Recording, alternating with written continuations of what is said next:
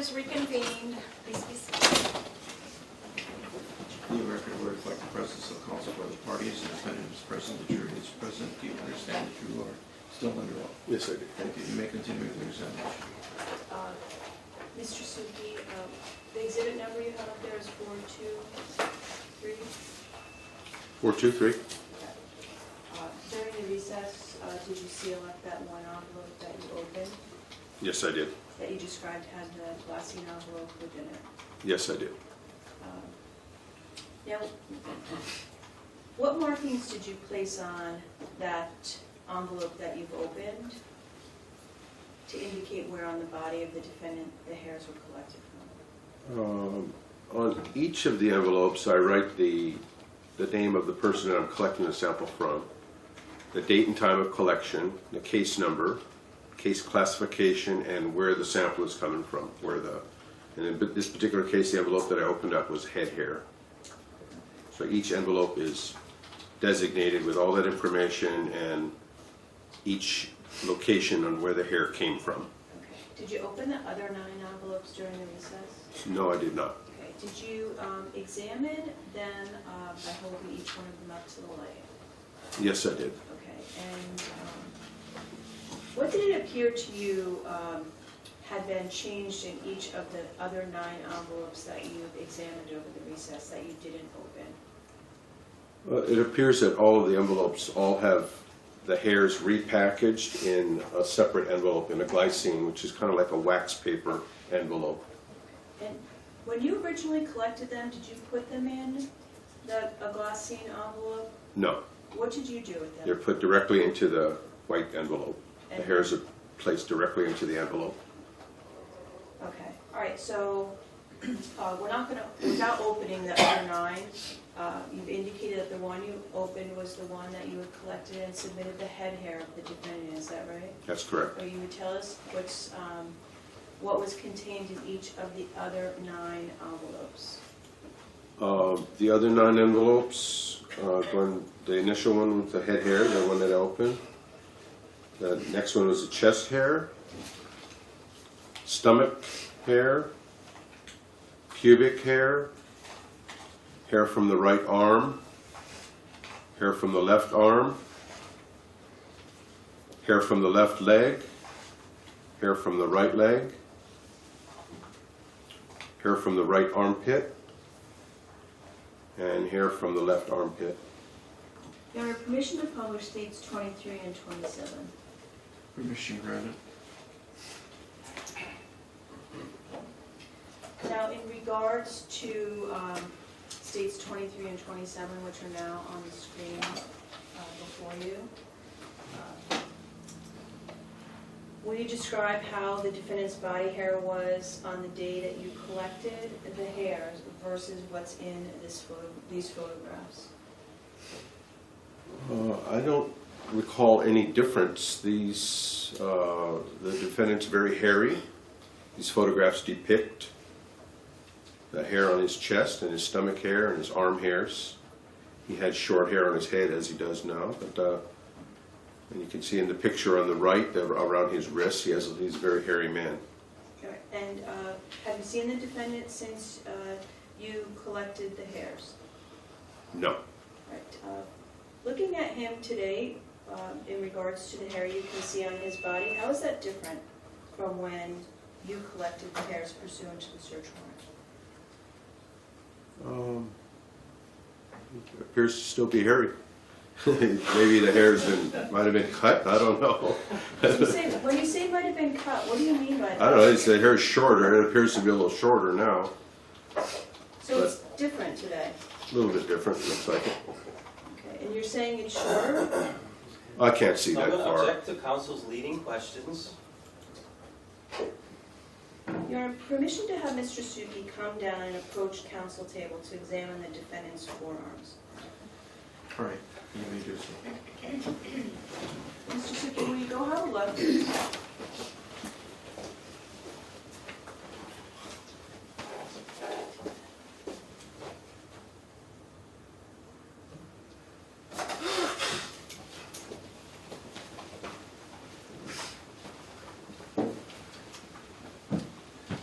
now referring you to what's on the screen as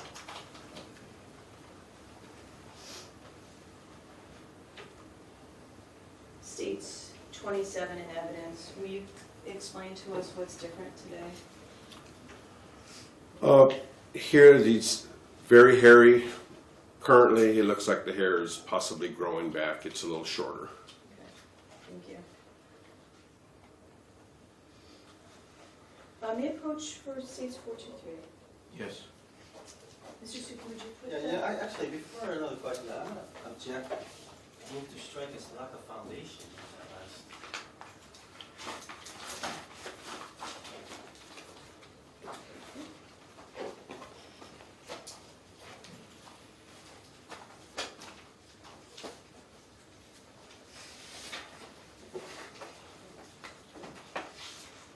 All over the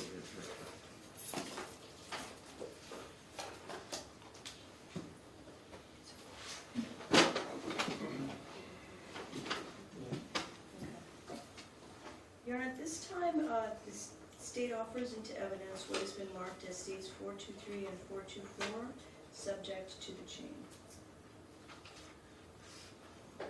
Object until the change is established. All right, the court will simply reserve ruling on that until you finish presentation of that evidence.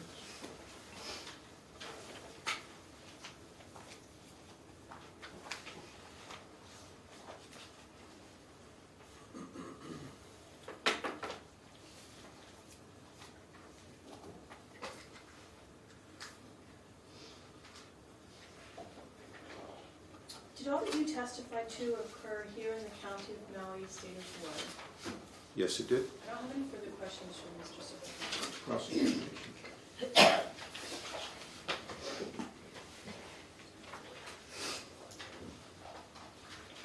I just have some brief questions. In terms of your involvement in photographing Mr. Capobianco as well as his vehicle on February 12th, 2014,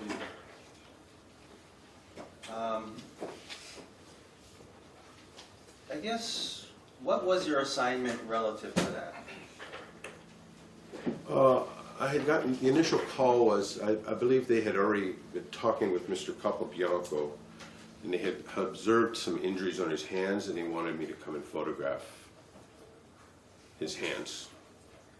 Okay, and you testified that in terms of at least a couple of those pictures of his hands, in terms of the back portion of his hand as well as his front portion of his hand, that you would always take pictures of those areas whenever you took pictures. Is that accurate? That is accurate.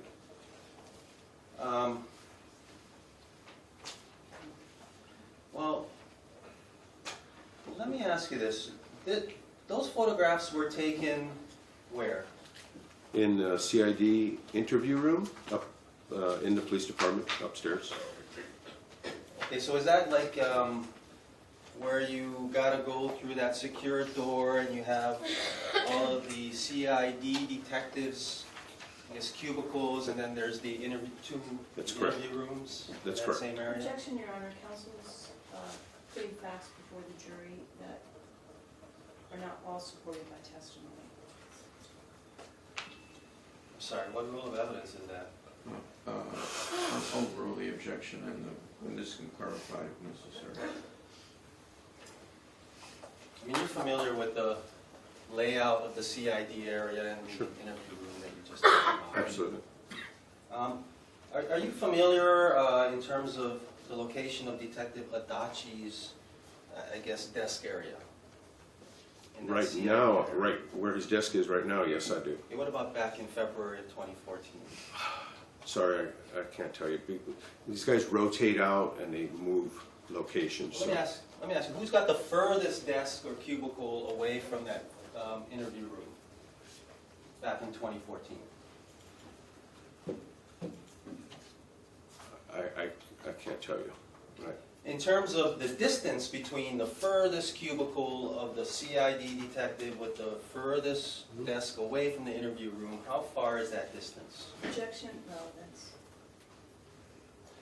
It's the last question I'm asking relative to this. It's foundation. Overrule the objection. If you can answer it, you may. I can answer it. I'm thinking it's probably a good 50 feet, 50 to 60 feet. So about, Yeah, 50, I'd say 50 feet. it's about, what was that? I'd say about from here to the back of the courtroom. Okay. Yeah. Now, in terms of your taking of the photographs of Stephen Capobianco in the interview room, your testimony was that Detective Adachi was present. Is that accurate? That's correct. And then, to your recollection, Detective Liu was also there. Yes. Was Detective Lee around? Not at that time. To your knowledge, when did Detective Lee come around during that time period? I don't recall Detective Lee being there. Not at that time. Okay. And I guess when you talk about Detectives Adachi and Lee being there, it would have been you and those two detectives and Stephen in one of those interview rooms? Yes, And one of those interview rooms has a table in it? that's correct. And I guess Stephen was, well, can we agree that, at least to your knowledge, all of this that Stephen participated in was completely consensual on his part? Yes, it was. And That was my understanding. That it was completely consensual, and Because you would not have done what you did without you being, feeling secure that he had consented to that, right?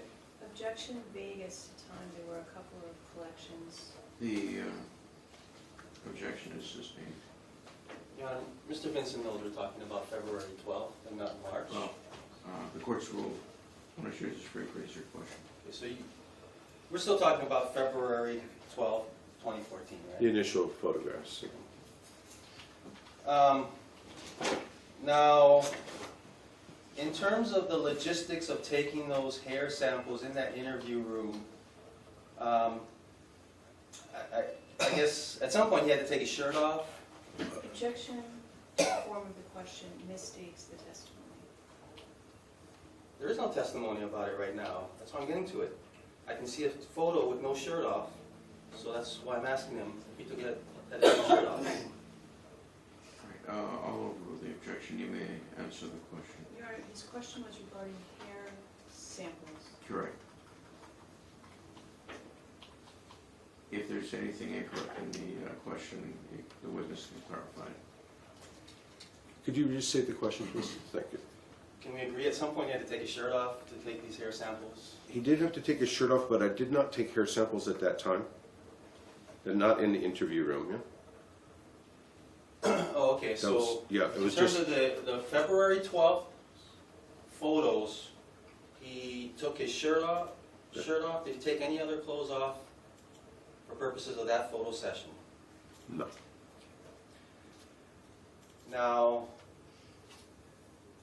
I guess, for example, where does he put his shirt when he takes that photo? Probably hung it on a chair. There's a chair in the room, or on the table. And I guess I take it that for purposes of Your Honor, objection moved to strike. The witness is speculating. The objection is sustained. The motion to strike is granted. did Detective Adachi play any active role in that photographing?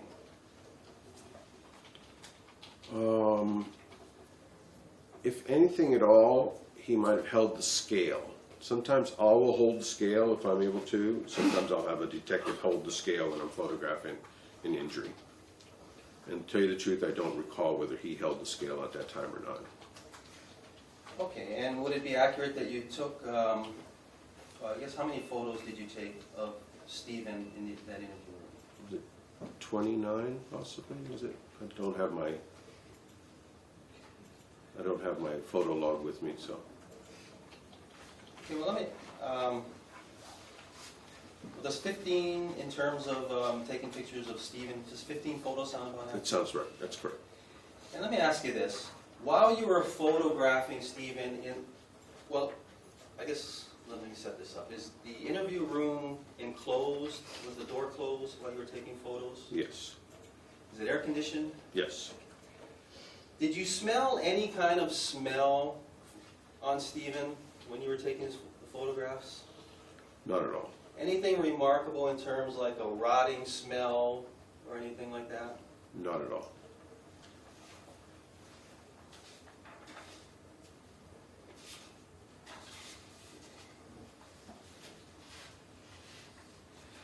And then if I can move on to, I guess, March 19th and your assignment to collect the hairs. Was it your testimony that you had collected from 10 regions and you had specified the regions, right? That's correct. And did I hear your testimony correct that you had actually taken 20 samples from each of those regions? It's basically, it's a representative sample of the region that you're pulling the hairs from, and you just grab as many as you possibly can, approximately 20 hairs from each region. Okay, It's so- not an exact, I can't get down there and count each hair as I put them in the envelope, so. Well, let me ask you, like for example, if we were to take, say, the pubic hairs that you collected, was there an accounting as to how many pubic hairs were collected? No.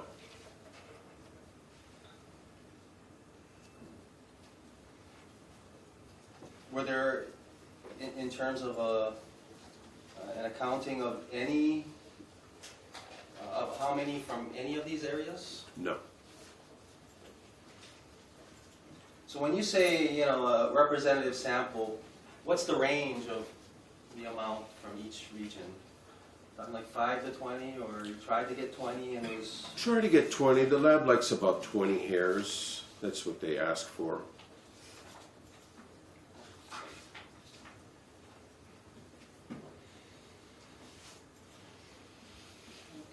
And in terms of...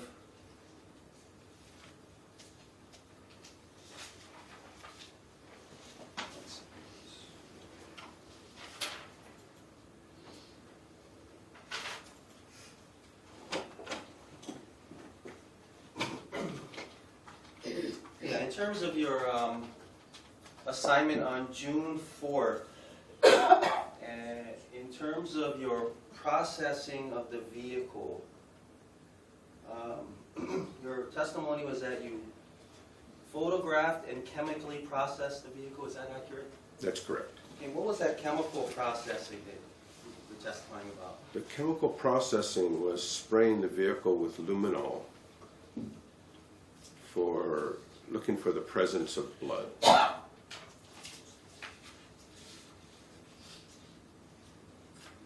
And that's the interior of the vehicle we're talking about.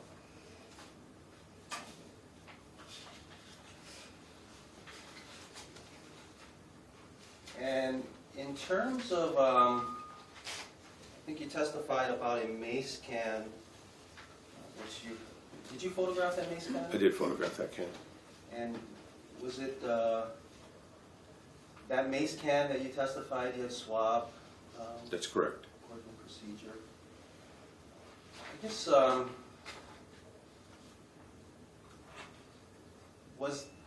okay. And I take it those swabs were sent for further testing? That, I can't answer that. I just submitted them into evidence, and I don't know what happened to those swabs after that. I did not personally send them for testing. Now, aside from processing those items, did you receive any other recovered items throughout the course of this investigation? What about like a red towel? Blue long sleeve shirt? Yeah, I'd have to look at the chain of custody on that. I believe I did to dry the items.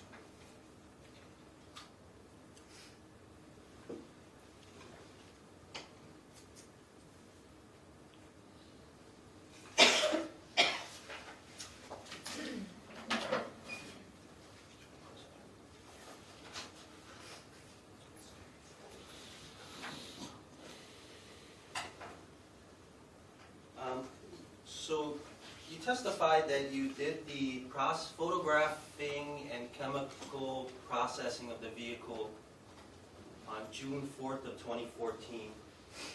Did you do the same back on February 12th of 2014?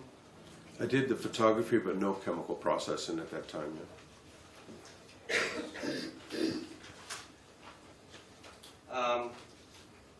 In terms of your photography on the 12th of that vehicle, did that include the interior and the exterior of the vehicle? Yes, it did. And I guess, did you at any time go inside of the vehicle to photograph inside? Yes. Can we agree that there was no remarkable or even notable odor or smell of any sort? I do not recall an odor or smell in the vehicle, no. So on one end, there was no kind of smells of any kind of rotting or dead matter or animals, right? No. And on the other end of things, you didn't smell anything like bleach or anything, right? No, I did not. I have no further questions. Redirect examination. Briefly, when you photographed the defendant's vehicle in February at the police station, did you at that time open up and photograph the center console area of the 4Runner as you did later at the KA station? I don't think so, no. I don't recall a photograph showing the center console.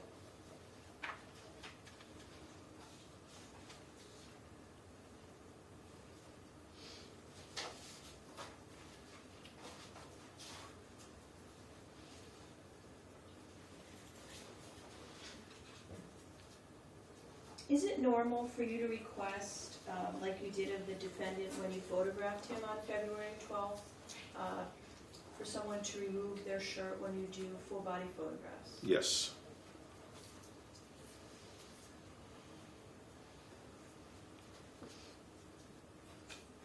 And just to be clear, there was no hair collection on that day, is that right? There was no hair collection that day, that's correct.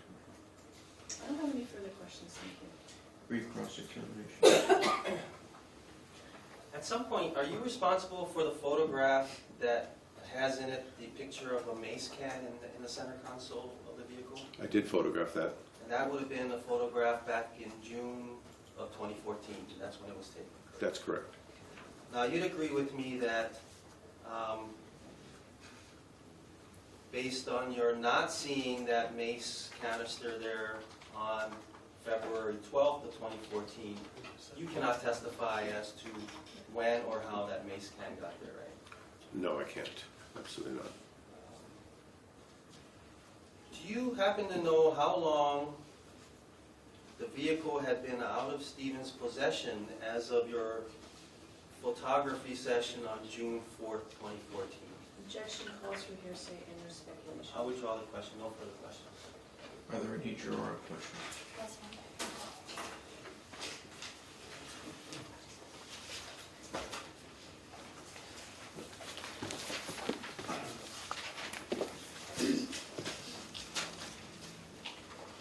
All right, we'll have the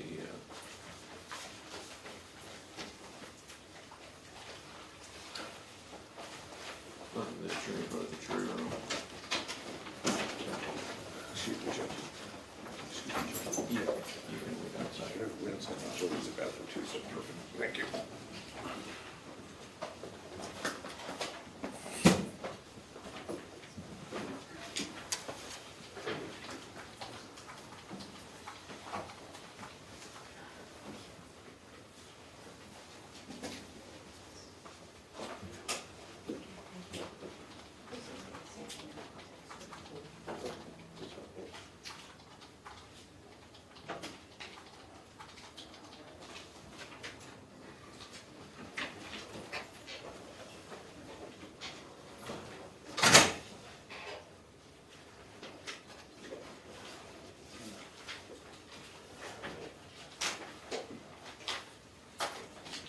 All right, the record reflects that the jury is no longer present and the witness is no longer present.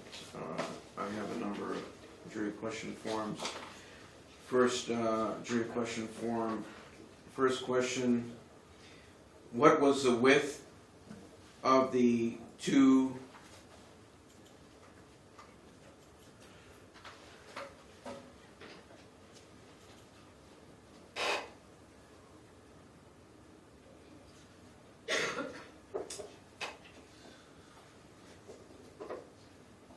liner cuts on his pinky finger? Ms. Jones. No objection. Mr. Upwell. No objection. All right, this question will be asked. Next question. Did the two liner cuts on his pinky finger look like cuts or scratches? Ms. Jones. No position. Mr. Upwell. Vague, bleeding, lack of foundation. All right, sustained. Next jury question form. First question. Do the injuries across the defendant's palms appear to be from a sharp object, burn marks from something wrapped tightly around the defendant's hands, or oven burns? Ms. Jones. No position. Mr. Upwell. Lack of foundation. Sustained. Next question. In your professional opinion and or training expertise, do burn marks usually bleed and scab similarly to cuts from sharp objects or scraping against another object? Ms. Jones. Your Honor, no objection if we're allowed to lay the foundation for these questions. Lack of foundation. All right, sustained. Next question. What is luminol used versus Blue Star? Ms. Jones. No objection. Mr. Upwell. No objection. I think I read it. What? It reads, when is luminol used versus Blue Star? Ms. Jones. No objection. Mr. Upwell.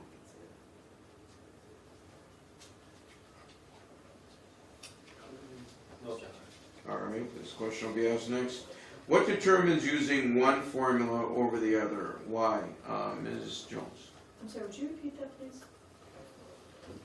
What determines using one formula over the other? Why? No objection. Mr. Upwell. No objection. All right, this question will be asked. Next jury question form.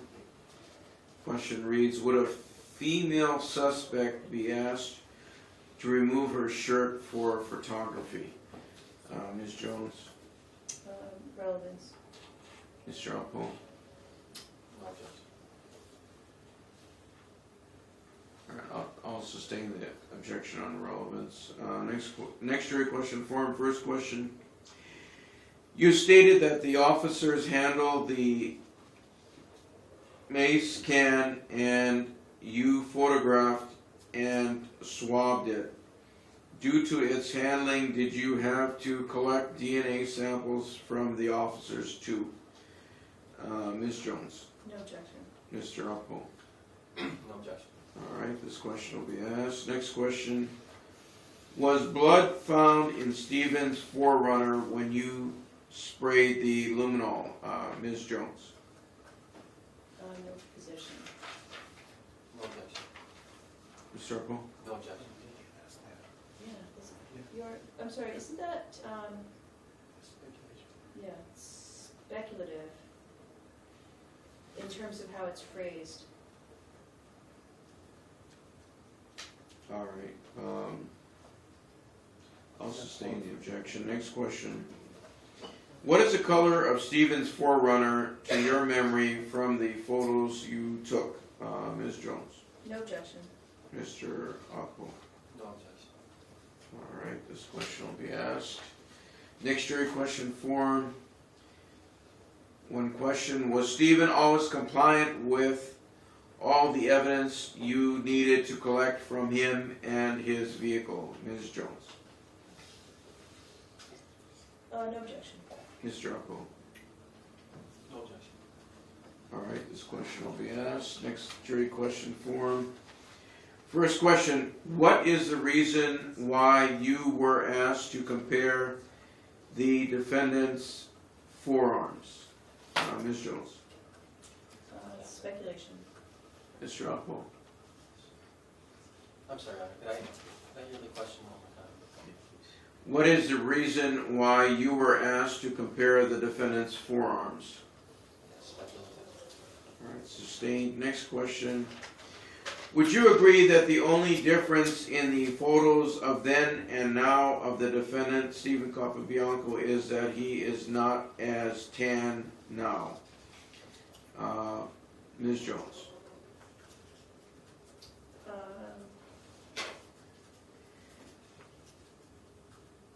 All right, Mr. Upwell. Foundation. Lack of foundation, relevance, 403. All right, sustained. Next question. Do you and Tony Earls do crosswork projects together, collecting evidence at the same time on the same case? Ms. Jones? No objection. Mr. Upwell? No objection. All right, this question will be asked. Next jury question form. First question is crossed out. Remaining question reads, if defendant hurt his hands during work, did he file an injury report with his job? Ms. Jones? Lack of personal knowledge. Mr. Upwell? I'm sorry, could I hear the question? I'm sorry. If defendant hurt his hands during work, did he file an injury report with his job? That's speculative. Sustained. Next jury question form. Could you ascertain whether the mace canister was full or empty? Ms. Jones? Speculation. Mr. Upwell? Lack of foundation. All right, sustained. Next jury question form. First question. Was there any mention if defendant reported and filed an injury report for possible workers' comp claim? Ms. Jones? Well, lack of foundation, speculation. Mr. Upwell? I'll join those grounds. All right, sustained. Next question. Do you know if defendant continued reporting to work following his Baker injuries? Ms. Jones? Same grounds. Mr. Upwell? Same All right, objection. sustained. Next jury question form. First question. Do you have any training in observing, investigating, and or documenting evidentiary items such as injuries?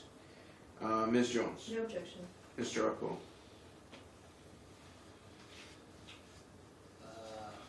Let's see, big, compound, beyond the scope. I'll allow the question. Next question. If yes, what is your professional opinion of what the abrasions or linear injuries on defendants' both palms were caused by? Ms. Jones? No objection. Mr. Upwell? I'll cite lack of foundation, and I believe the court sustained that objection when he was testifying. Sustained. All right, next question. Did the defendant mention reporting his injuries and or accident to his employer or any co-workers? Ms. Jones? No objection. Mr. Upwell? Speculative and hearsay. All right, But, sustained. Your Honor, maybe we turn back to, I guess, what was the foundational question before the one that was objected to and sustained in terms of do you have any foundation relative to injuries? Given that we're not asking a follow-up question, can we object to that one? You know, I still see the question about whether it's training in photographing injuries as being relevant to the witness's testimony.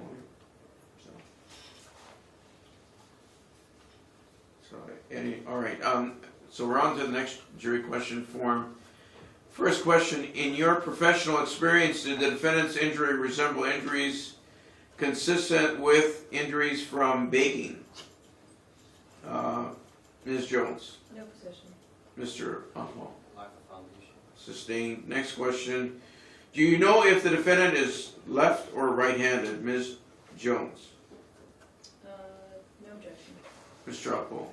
Lack of foundation. Sustained. Next question: Do you have a professional observation and or explanation of what may have caused redness or swelling of the defendant's knuckles on his right hand? Ms. Jones. State defers. Mr. Upper. Speculative. Sustained. Next jury question form. First question, did the defendant mention seeking or obtaining medical attention for the injuries he claimed he received as a baker at work? Ms. Jones. No objection. Mr. Upper. Beyond the scope. All right, sustained. If yes, who was the doctor he saw? Ms. Jones. And wait, there's another follow-up. If not, why didn't he go to obtain medical attention if it happened at work? Ms. Jones. Your Honor, I think those follow the court's ruling on the previous question. Mr. Upper. Beyond the scope. Speculative. All right, sustained. Next question. Is it normal procedure that hair samples be taken of just persons of interest versus suspects? Ms. Jones. No objection. Mr. Upper. Relevance, beyond scope. All right, sustained. Next jury question form. First question, in your professional opinion and observation, approximately how old are the injuries on defendant's hands which were photographed on February 12, 2014? Ms. Jones. I'm sorry, would you repeat that, please? Sure. In your professional opinion and observation, approximately how old are the injuries on defendant's hands which were photographed on February 12, 2014? Speculation. Lack of foundation. All right, sustained. Next question. Did injuries appear to be fresh injuries which were a few days old? Ms. Jones. No position. Mr. Uppo. Lack of foundation. All right, sustained.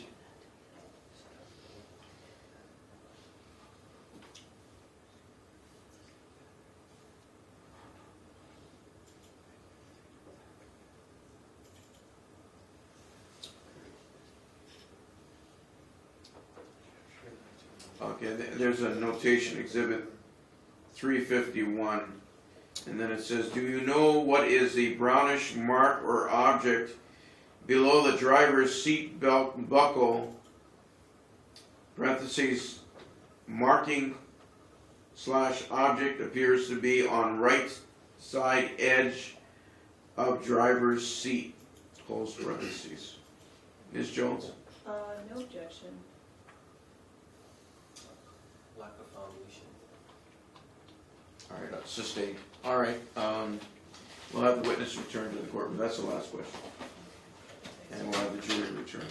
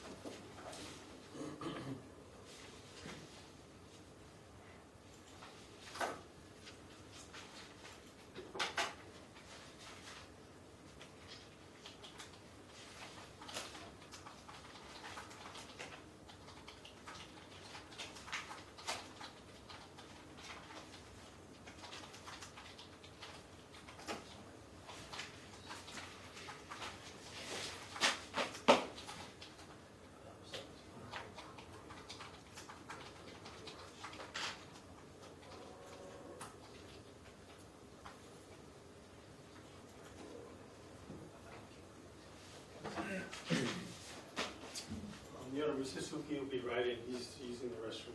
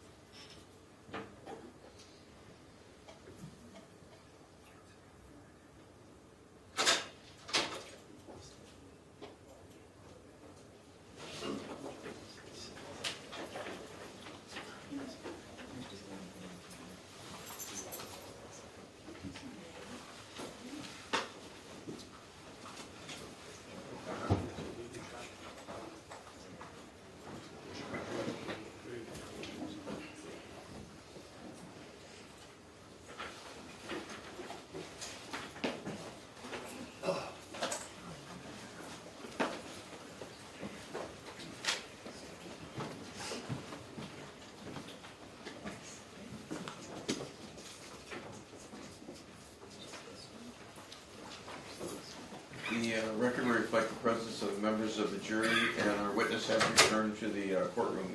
You may be seated. Thank you. And do you understand your cylinder oath? I do, thank you. All right. I have some questions I'm going to read to you. After I read a question, I'll tell you that you can answer the question. You can then face the jurors and answer the question. If you would look back to me, as you're doing right now, I'll take that as an indication that you're finished answering the question, and then I'll go on to the next question. If after the last question, I'll see if the attorneys have any follow-up questions. If you would like me to read the question again, just let me know. I'll be happy to do that. All right? All right, the first question reads, what was the width of the two liner cuts on his pinky finger? You may answer the question. The width, I would have to look at the scale.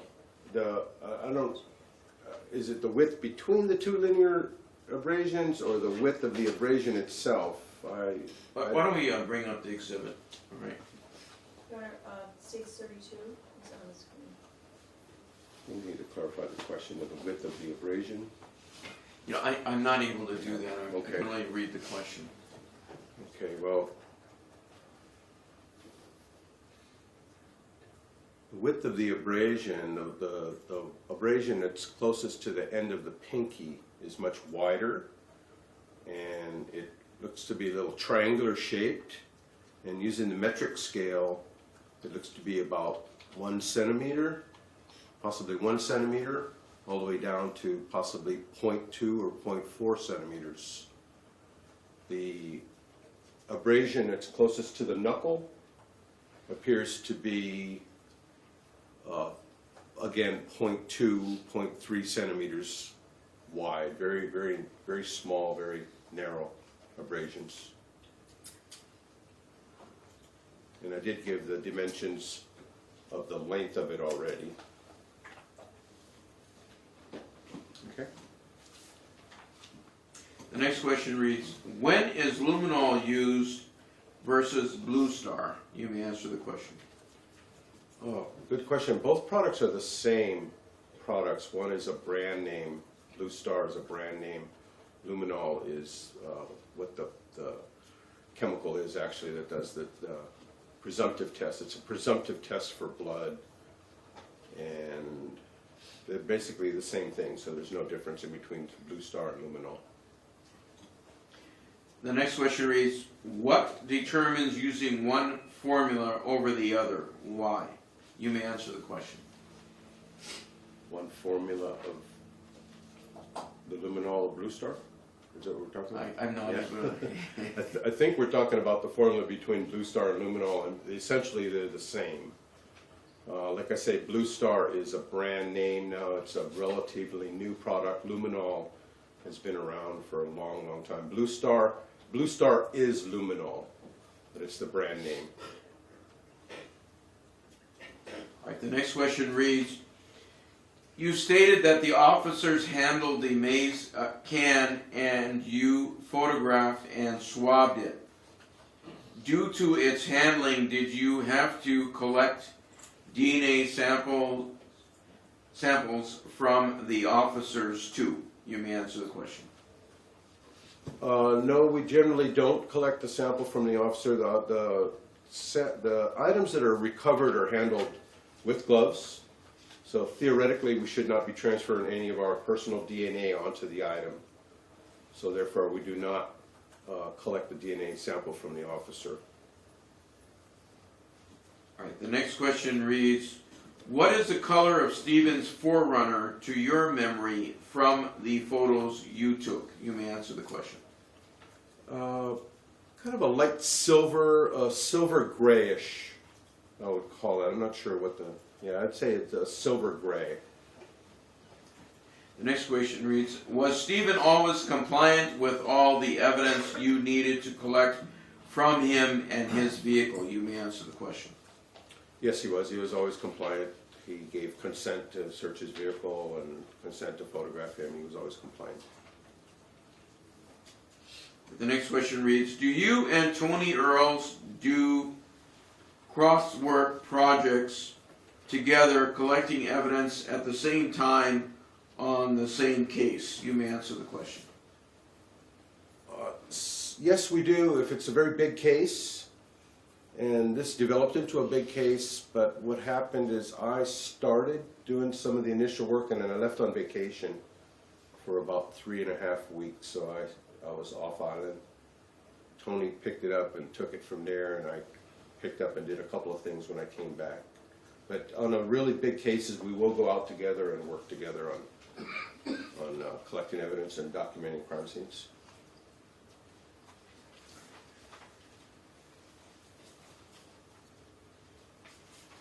The next question reads, do you have any training in observing and investigating and or documenting evidentiary items such as injuries?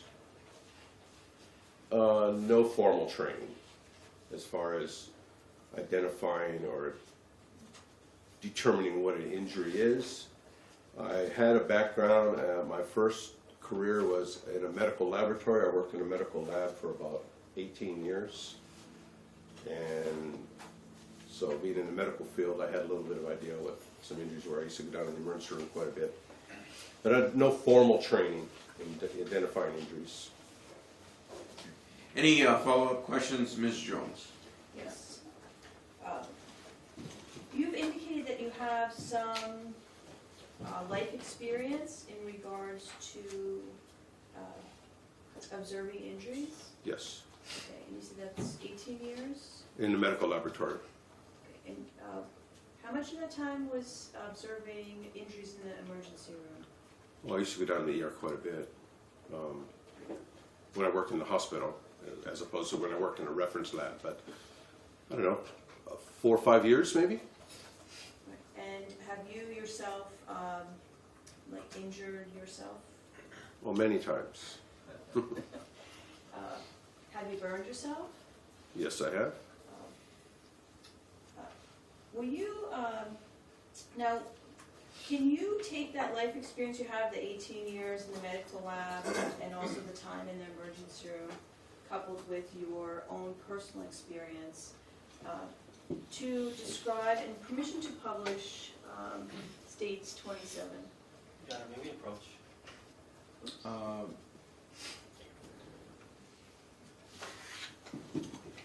If you have an objection, just note it. And, It's the life foundation. all right, I'm going to sustain the objection. Have you had the opportunity to observe injuries on people that are, that appear as the injuries you observed in the defendant on February 12th of 2014, either on yourself or on someone else? So, Your Honor, I'm going to object to this line of questioning unless it pertains to photographing and observation. The objection is sustained. Have you burned yourself on an oven or something hot like an oven? Sure. And what part of your body did you burn? Right off the bat, I can think of my leg on my motorcycle, on the exhaust pipe on my motorcycle. So.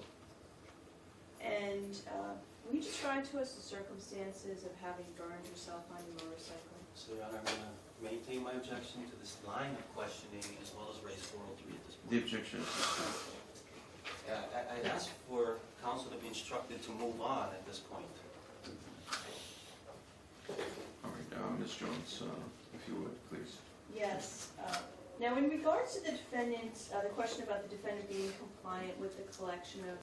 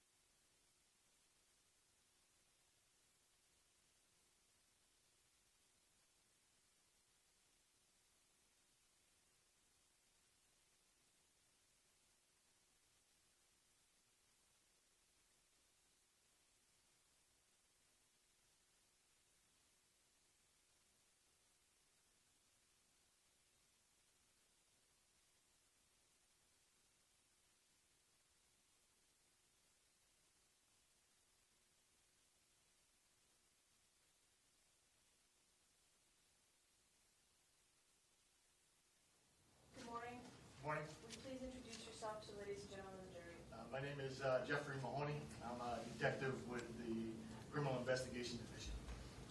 Detective Mahoney, how long have you been so employed at Maui Police Department? I'm working in my 22nd year right now. How long have you been assigned as a detective?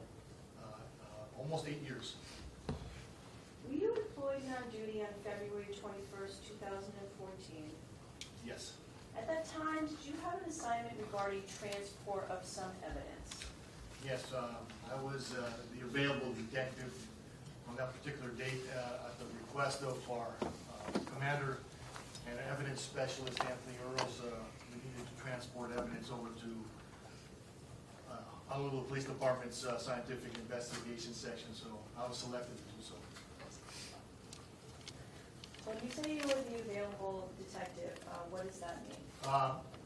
It required catching a flight to get to Honolulu. The other detectives were all involved in cases. I currently didn't have any active case under investigation, so hence I was available. Okay, got lucky, huh? Yes. Your name coach, Detective Mahoney, with what's been marked for identification that states 425, 426, and 427, which have previously been shown to the defense counsel. Yes.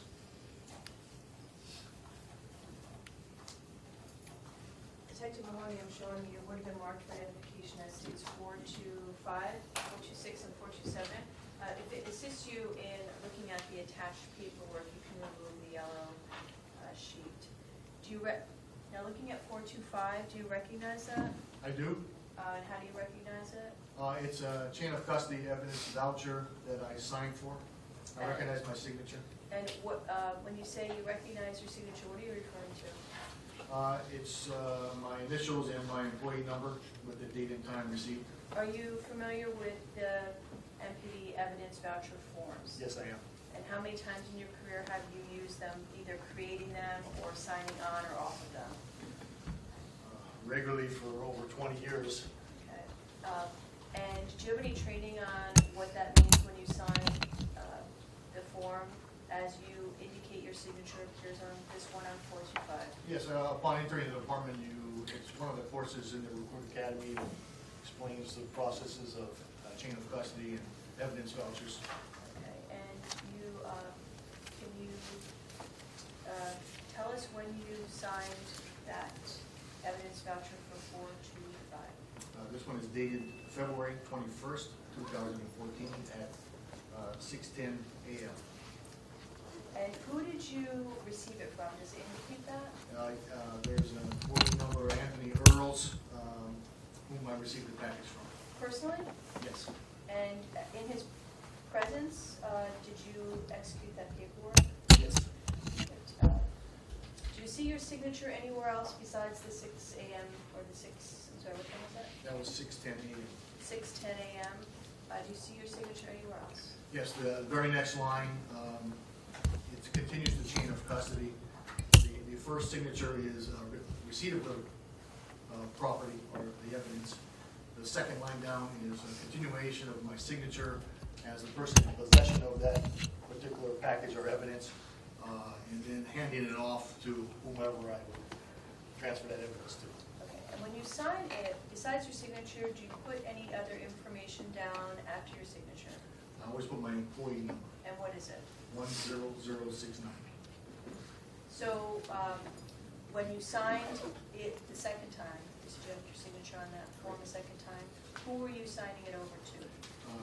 When I reached the scientific investigation section within the Honolulu Police Department's main station, I made contact with Kathy Matsuoka, administration for their lab over there, and that's her signature that appears after mine. And did you watch her sign that? I did. And at that time, did she take custody of the actual evidence item? Yes, she did. And would, for the record, will you tell us what evidence item voucher is for Exhibit 425? This one is noted as a toothbrush heading case, which was in the freezer. And does it have a property control number? It does. Will you tell us the last 6 digits of that? Yes, it is. Will you tell us the last 6? 420628.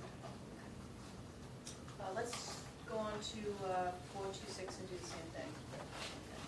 Do Do you recognize the paperwork attached to states 426? Yes, once again, it bears my initials and employee number. Okay, does it indicate you signing to receive that package? This one is dated and signed out at February 21st, 2014 at 6:09 a.m. Who did you receive it from?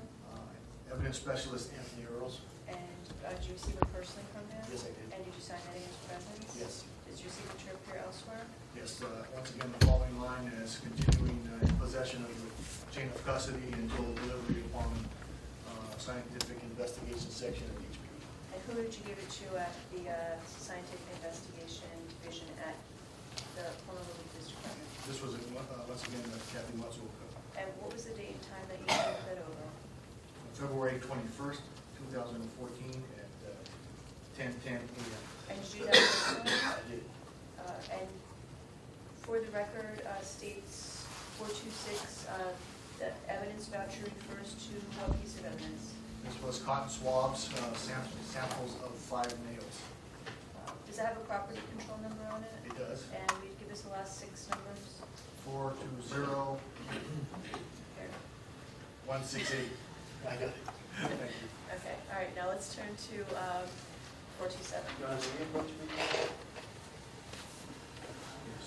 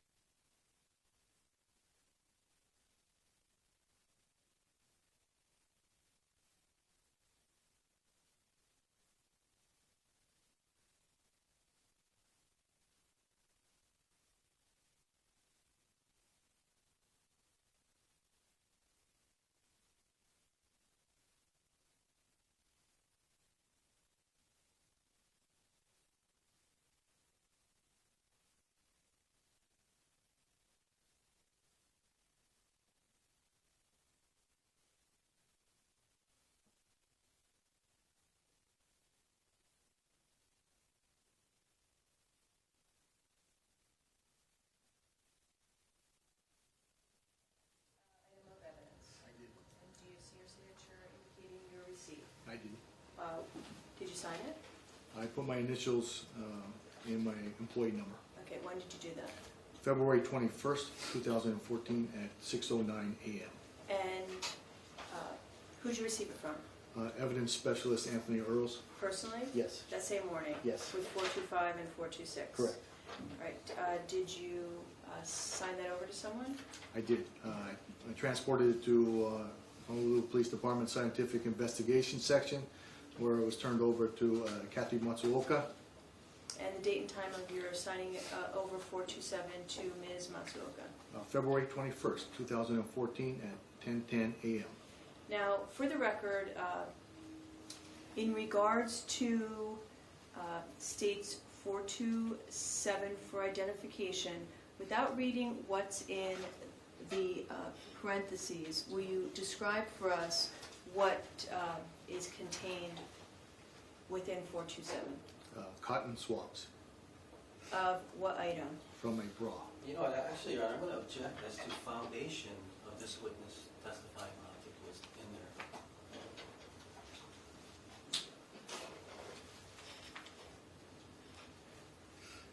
Well, inasmuch as this is part of a foundation for the evidence,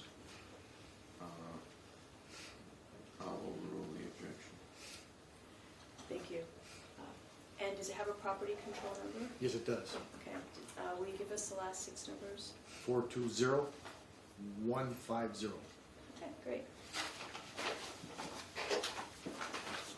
Now, how are they packaged for what I have now as 425, 426, and 427? We have them here in the envelopes that you've looked at. Did you take them just like this? You know, they were in some kind of package. I believe those to be the packages because the evidence vouchers were attached to the individual packages. I don't remember, it's so long ago that when I just transported the marked sealed packages along with the associated evidence vouchers to the specialist at HPD. And that's what we're talking about when we refer to 425, 426, and 427? Correct. Okay. Did you keep custody of them in the transfer from the Maui Police Department when you picked them up from evidence specialist girls continuously until you turned them over to Ms. Matsuoka at the Honolulu Police Department Scientific Investigation Division? Yes, I did. We utilized a small white and red cooler where once I signed the chain of custody, they were all placed inside, sealed, and used in transport. And did you keep that cooler with you at all times? Yes, I did. Anybody else access it? No, Did you open up any of the envelopes? no.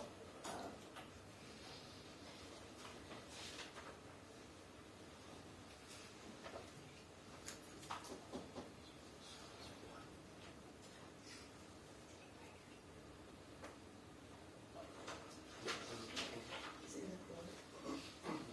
One moment, please.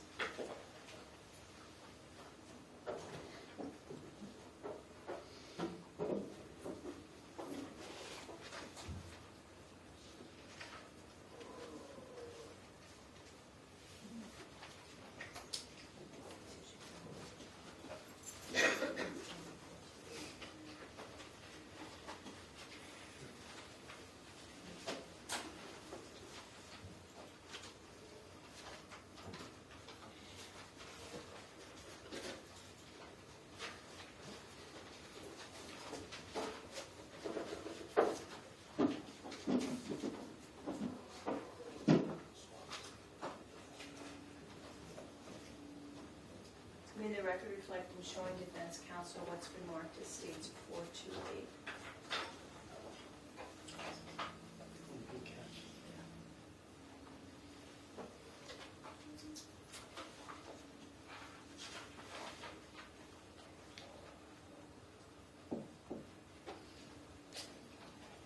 May approach Detective Mahoney. You may do so. I'm showing you states 428 for identification. Do you recognize that? I do. I see a chain of custody bearing my initials and employee number. Just as you saw on 425, 426, and 427? Correct. All right, let's do the same thing with this piece of evidence. When did you receive it? Dated February 21st, 2014 at 6:10 a.m. And who did you sign it over to? I signed it over to Kathy Matsuoka, Honolulu Police Department's Scientific Investigation Section. And when did you do that? February 21st, 2014 at 10:10 a.m. Did you transport this in the cooler with the other 3 items? I did. And for the record, what is the property control voucher, or the property and evidence voucher indicate 428 is? Tissue from lower right jawbone. Does it have a property control number? Yes, 420629. Okay. Did you similarly transport states 428 in your continuous custody? Yes, I did. Did anybody else access it? No, they did not. Did it remain sealed at all times? Yes.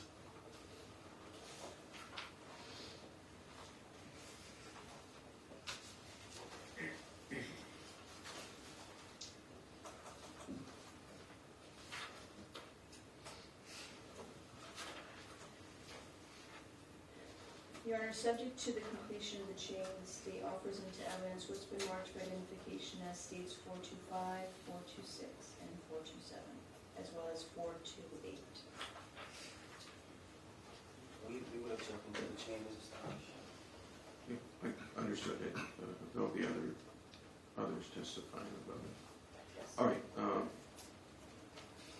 Do you have other questions for the witness? Did all that you testified to today occur as to the part that happened on Maui, here on Maui, and as to your transfer to Oahu happened on the island of Oahu? Yes. I don't have any further questions, thank you. Cross-examination, Mr. Arco. I have no questions for you, Mr. Moore. Thank you. Thank you. Are there any juror questions? No.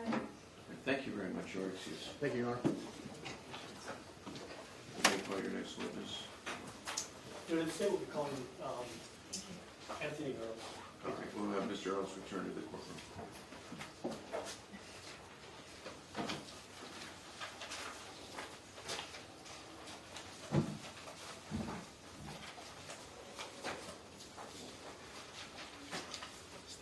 I'm going to use those for yeah, the 426, the 42. Yeah.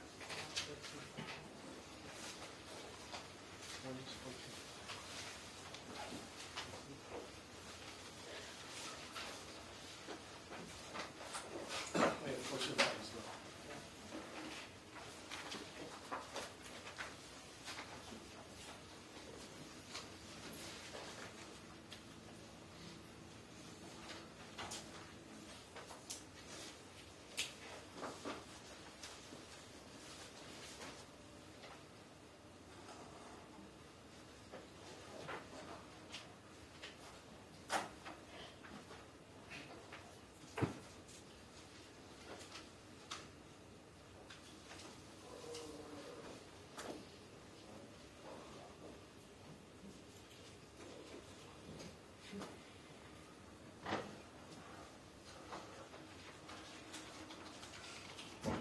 Good morning.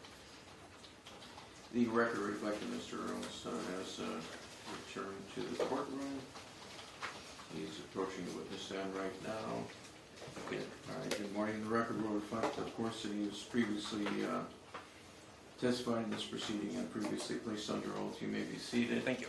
Do you understand that you are still under oath? Yes, sir. And would you, just for our records, state your name for the record? Sure. Anthony Earls. You may continue with your examination of the witness. Okay, thank you. Mr. Earls, we're not going to go directly to where we left off. In fact, it's hard to remember where we left off. However, I do have some questions to ask you about your recovery of the lower right jawbone, just to get up to date with this. And Your Honor, this time the state is going to request permission to publish case exhibit 232, which is in the news. Permission granted. Thank you.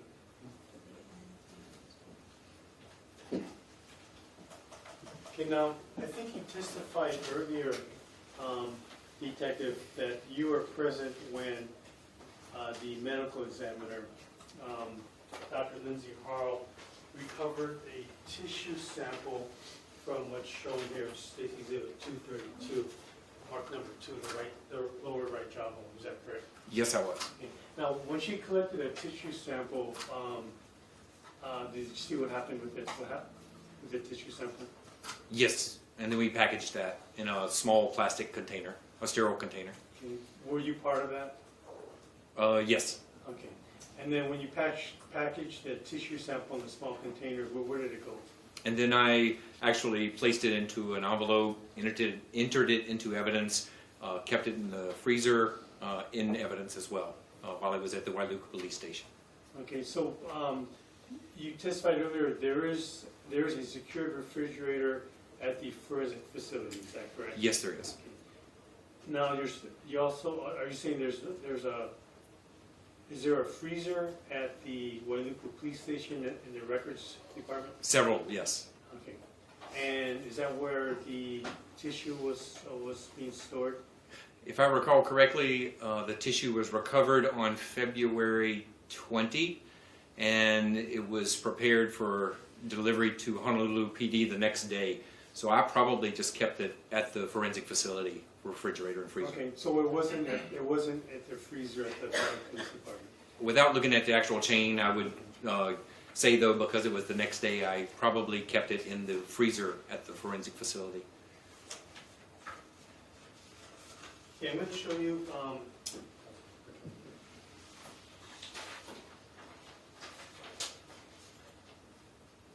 any other councils looking, again, at State's Exhibit 428, marked identification. May I approach your honor with this exhibit? Yes. Mr. Rose, please take a look at State's Exhibit 428, marked for identification.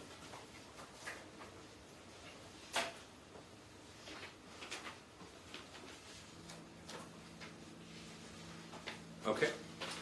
Okay, do you recognize from the packaging itself what that is? Yes, I do. And what is it? This is the tissue that was removed from the lower right jaw, marked as number 2 in that photograph that's showing on the screen. And it was recovered by me and placed into the freezer at the forensic facility. Okay. And you placed it there? Yes. Now, you said this was placed there the day before it was going to be sent out to the Honolulu Police Department. Yes, sir. Did anyone have access to it other than yourself when you placed it in the secured refrigerator? No, sir. And do you recognize the markings on the envelope? Yes, I do. And what do you recognize on there? This is in my handwriting, as well as there's a evidence seal that's sealed and signed by me, and with the date as well as my initials. Now, at some point, let's go to the next step. Then let's go to the next day, which would be February 22nd, is that correct? 21st. Okay, so on February 21st, 2014, what did you do with that piece of evidence? Okay. Early in the morning, I removed this piece of evidence from our refrigerator and placed it into a cooler after being signed over to detective for transport. And do you recall which detective you signed that over to? Yes, Detective Mahoney. And is that reflected on is there a chain of custody attached to that item? Yes, there is. And pursuant to the chain of custody, is that reflected there? Yes, it is. At some point, did you provide Detective Mahoney with any instructions once you turned that over to him? Well, basically, I turned it over to him at around 6 in the morning, looks like 6:10 in the morning on the 21st, and placed it with several other items, into a small cooler for transporting over to Honolulu Police Department laboratory for analysis. And why did you place that item among other items into a small cooler? Because they were of biological origin, so you wanted to maintain their integrity. And did at some later date, did you receive that item back? Yes, I into your did. possession? Yes, I did. And when was that? I received it back on May 22 of 14 from a registered package from the U.S. mail. And did you sign for that item when you received it? Yes, I did. Is that reflected on the chain of custody there? Yes, it is. And you said the date was May 22nd, is that correct? May 22nd of 14, yes, sir.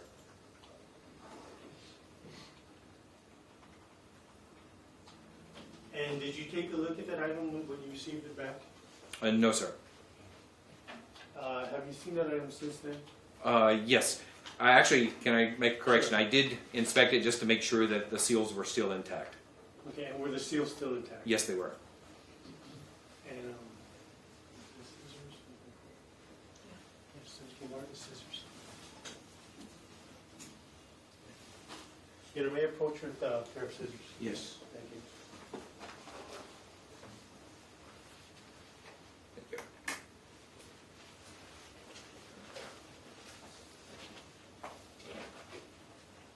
Mr. Earls, if you can, please remove the item from the envelope in State Exhibit 428. And without showing it to the jury, I'm going to ask you to just take a look at it. Okay.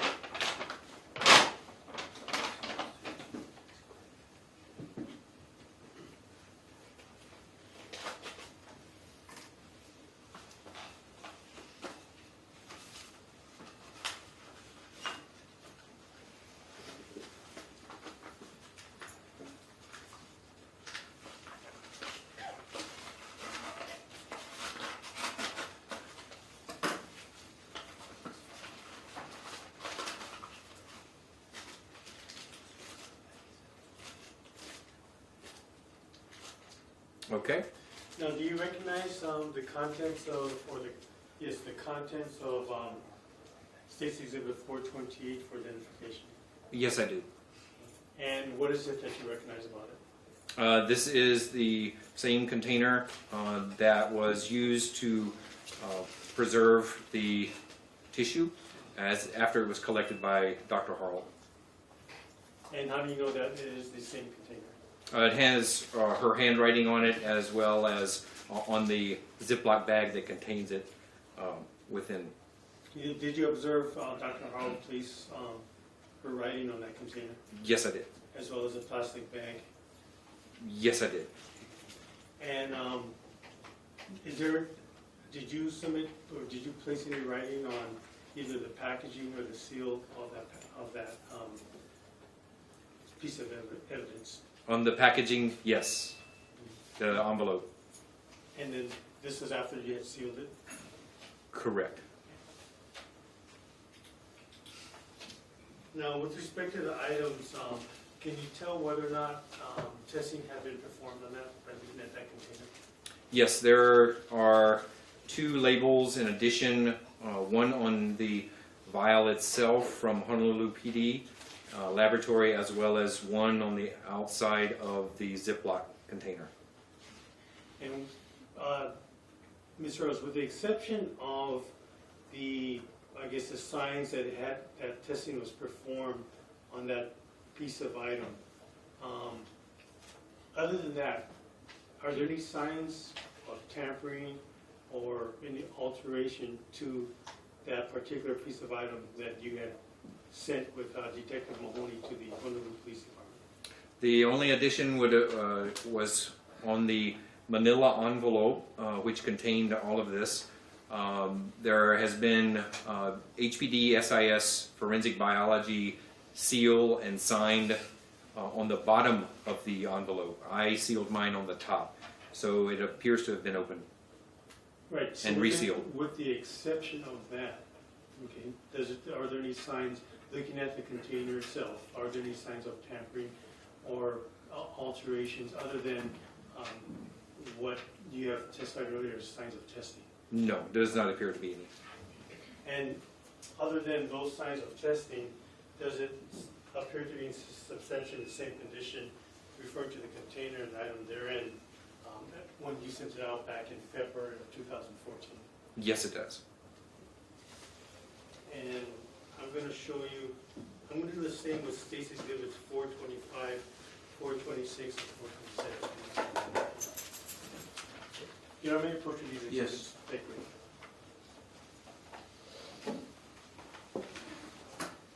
And if you could just repackage 428. Exhibit 428.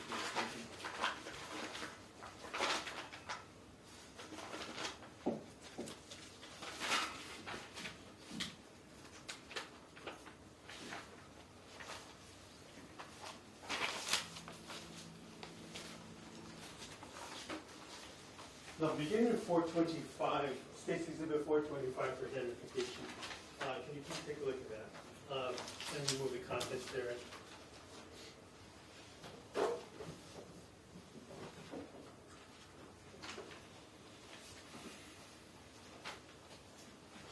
You say go ahead and open it? Yes. Okay.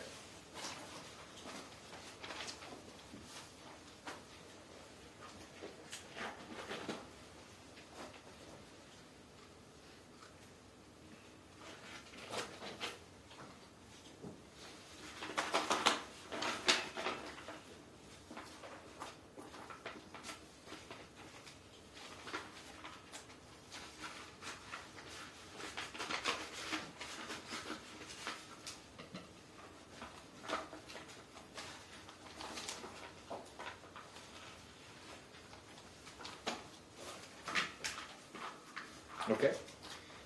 Now, you testified earlier in a prior week that you and Detective Lou did go up to the residence, which was identified as the residence of Charlie Scott, is that correct? Yes. And you further testified that in the freezer, I believe, you recovered a toothbrush. Yes.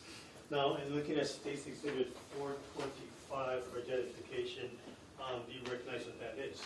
Yes, I do. It is that toothbrush and the plastic square case over the head of the toothbrush that I recovered from inside the freezer of the residence. And can you tell us what did you do with the toothbrush, with the, I guess, with the square head covering?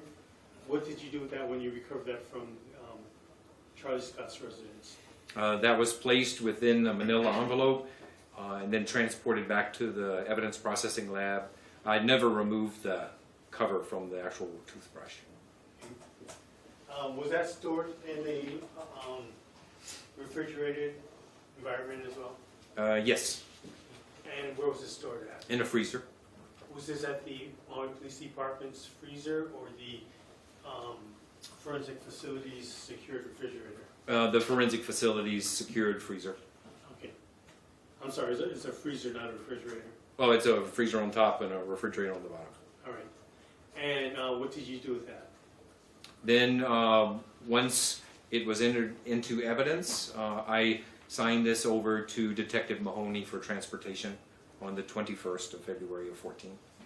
So did you sign that along with the State's Exhibit 428, which you described as tissue from the lower right jaw bone? Yes, I did. And does it state on that chain of custody when you provided or gave it to Detective Mahoney? Yes, on 2/21 of 14 at 06:10 in the morning. Now, in looking at that item, did you remove it from the packaging already? Yes, I did. Okay. In looking at that item, does it appear that there was testing performed on that? It does. And how can you tell that? There is a label from HPDSIS laboratory that is now affixed to the toothbrush handle. Other than the testing that's evident from you looking at that piece of item, has that toothbrush been altered or changed in any other way other than the testing?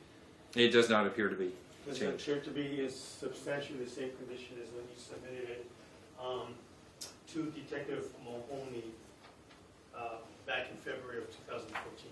Yes, sir. Now, did you subsequently receive that item back into your possession? Yes, I did. And is that noted on the chain of custody form there? Yes, it is. And when did you receive that? Received that on May 22 of 14. Again, from a sealed, registered mail, U.S. Postal Service package.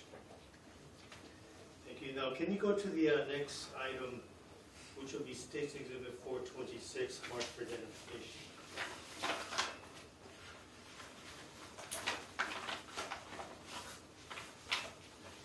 And please do the same thing by removing that item and taking a look at it. 426. That's correct.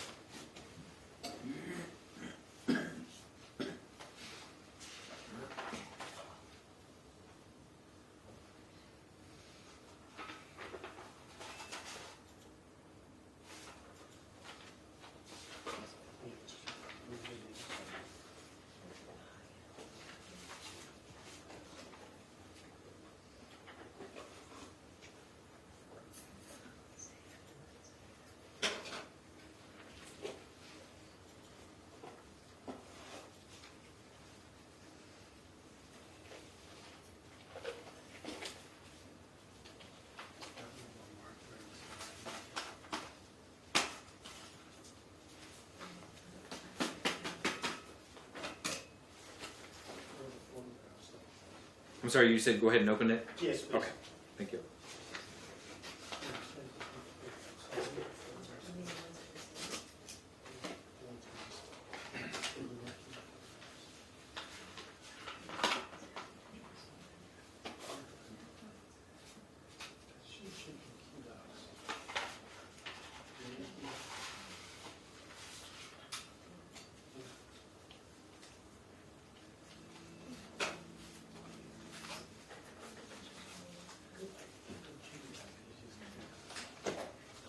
Okay?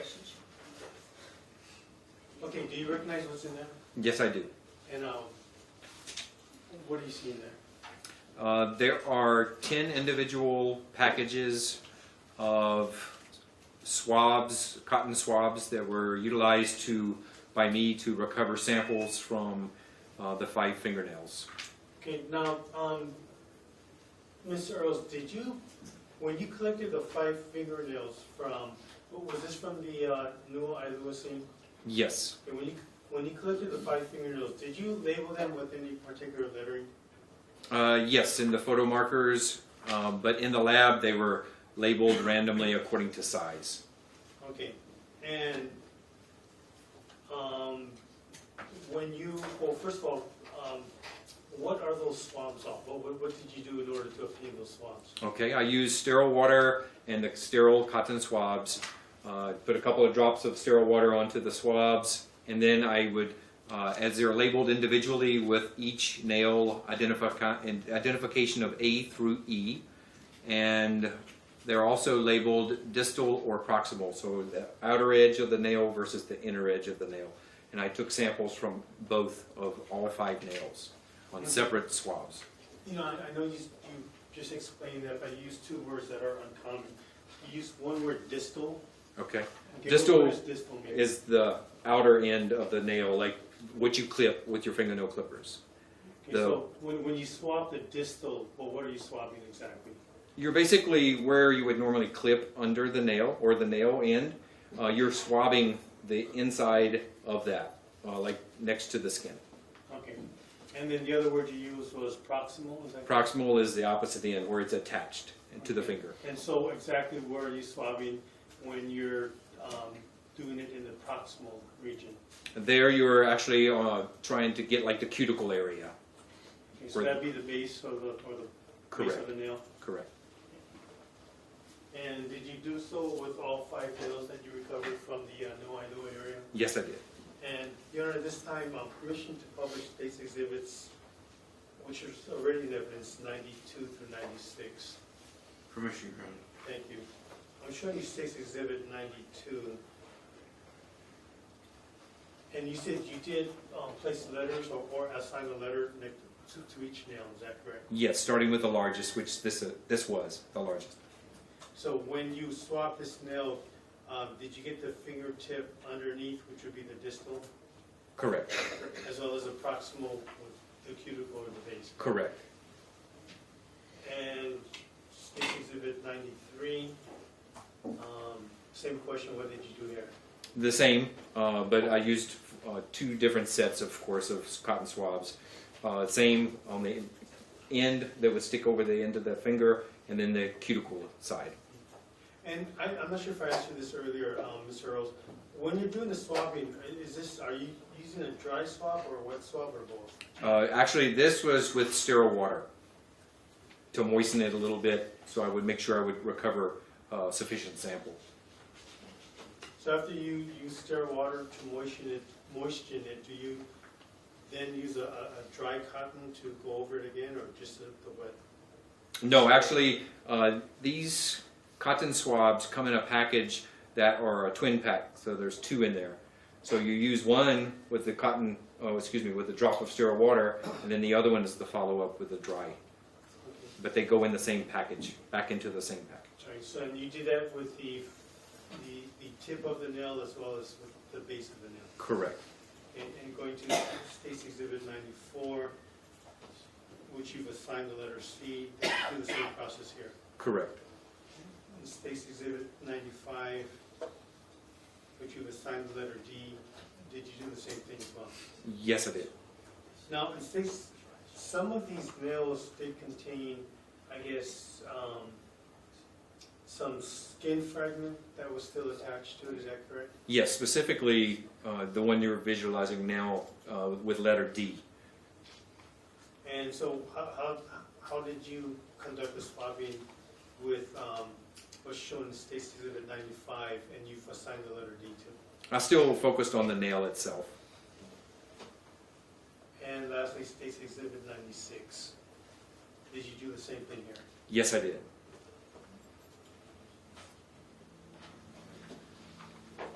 And once you, how did you package the swabbing?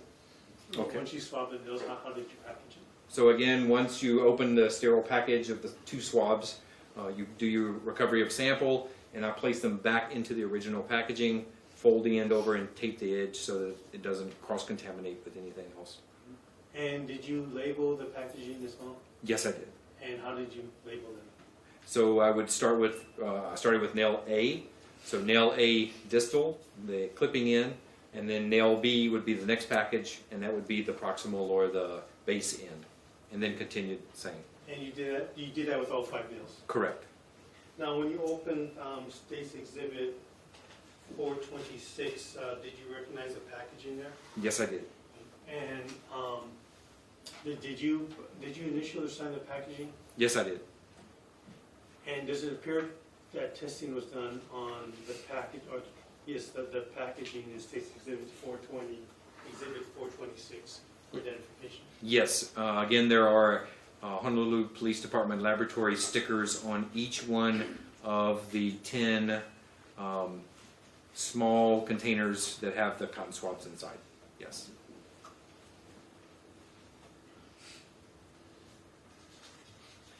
Now, do those appear to be in substantially the same condition, with the exception of the, I guess, the markings and the testing that was done on it, from when you recovered the swabbings and sent them out to be tested by the Honolulu Police Department?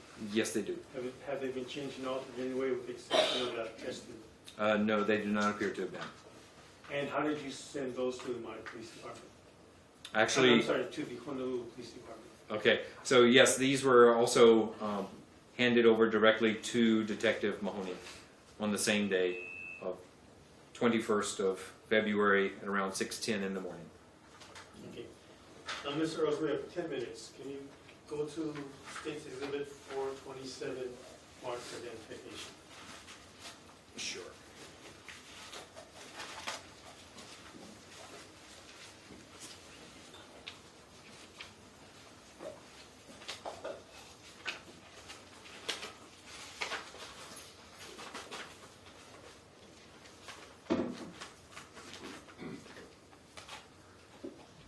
Four 2-7.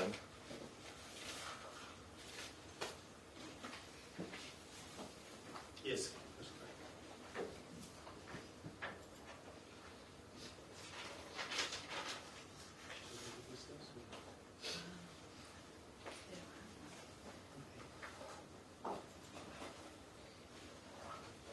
And open these as well. Yes.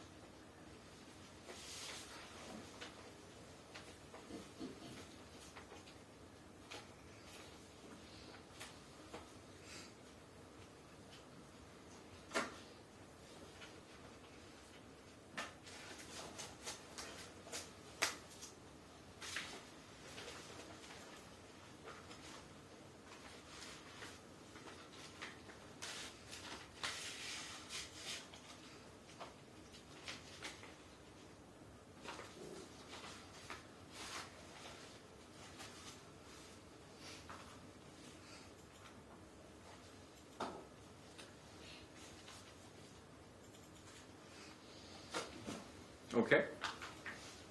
Now, do you recognize the contents of State's Exhibit 427 for identification? Yes, I do. And what are they? These are sterile cotton swabs that were, along with the sterile water, were used to recover samples from the black bra. Now, you testified earlier, Mr. Earls, that on Friday, February 14th, 2014, you did recover, in the presence of Detective Vandaloo, you did recover a black bra. Remember that? Yes. In fact, we also showed, you showed us the bra itself and the cuts within the bra. Yes. Now, when did you take the swab samples from that black frog? It was approximately 3 hours after, by the time I got back to the evidence processing laboratory, but it was on the same day, the 14th of The February. 14th, okay. And so that, did you bring the broth directly from the New Wailuku thing to the forensic facility in Wailuku? Yes, I did. And when you collected the samples on, I guess on that same day, the 14th, where did you store them? Actually, all of it was in the evidence processing laboratory. So it never left the laboratory Uh, before being sent to the Honolulu Police Department? Okay, these were actually submitted as evidence to the Wailuku Police Station, evidence storage, for a brief time before I recovered them back. Okay, so let's go into that. Well, first of all, how did you conduct the swab samples from the black raw when you recovered it back on February 14th, 2014? Again, using a sterile cotton swab with a sterile vial of water, break it open, put a couple drops on the cotton swab, recovered samples. I actually labeled them individually, and there's 4 packages here. So I put them in the individual packaging as to where they were located on the different parts of the bra. Okay. Now, when you said you got it from different parts of the bra, did you label which parts of the bra you got the samples from after you recovered the samples? Whether it was like left cup, right cup? Yes, I did. Yes, Okay. Is that noted in the packaging when you recovered it? yes, it is. And just briefly, can you tell us what parts of the bra did you recover the swab samples? Or what parts of the bra did you swab?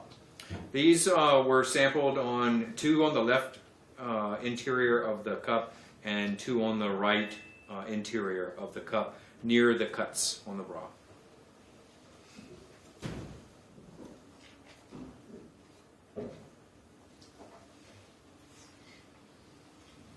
And can you tell us, after you recovered the samples, where did they go if they weren't maintained at the forensic facility in Wailuku? They went to the evidence storage for the evidence custodian to intake.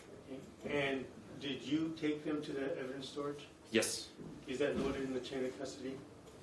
That would be on the electronic chain when they received it, whoever received it from that end. Does it show them when you would have submitted it to the evidence storage?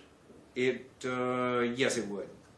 So when did you submit it to the evidence storage? It doesn't have it on this particular form. Again, that's the electronic chain. The electronic chain, okay. This is just the physical signed one. Now, at some point, I guess testimony is given that you did intend to submit these samples to the Honolulu Police Department for testing, is that correct? Yes. Does the chain reflect when you would have retrieved those samples from the evidence storage at the Maui Police Department? Yes, it does. I retrieved them from the evidence custodian on February 21 of 14 at 06:06 in the morning. So 6:06 a.m.? Correct. And what did you do with those samples? I received them, signed for them on the chain of custody, and then turned them directly over to Detective Mahoney at 6:09 in the morning. And do those samples, Mr. Earls, appear to have, does it appear that testing was conducted on those samples as well? Yes, it does. And how do you know that? There are Honolulu Police Department laboratory stickers on the 4 individual envelopes inside. Are these the same type of stickers that you already testified were on State's Exhibits 428, 426, and 425 marked identification? Yes. And with the exception of the stickers which demonstrates that testing was performed on those items, are they in substantially the same condition as when you submitted them back on February 21st, 2014? Yes, they are. Have they been changed or altered in any way other than the testing that's indicated with the stickers? Do not appear to be, no.